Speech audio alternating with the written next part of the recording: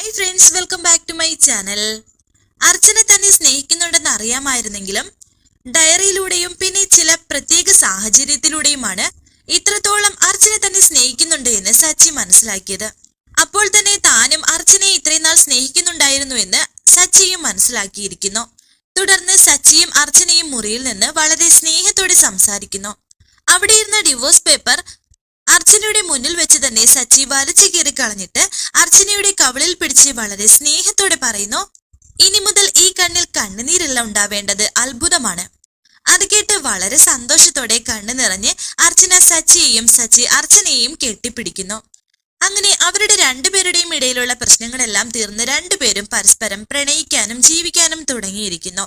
പിന്നീട് കാണിക്കുന്നത് അവന്തിക ഒരു ടെക്സ്റ്റൈൽസിലേക്ക് വരികയായിരുന്നു. അപ്പോഴാണ് അവന്തിക ആ കാഴ്ച കാണുന്നത്. സന്ദീപും ആതിരയും കൂടി ഷോപ്പിങ്ങിനായി വന്നിരിക്കുന്നു.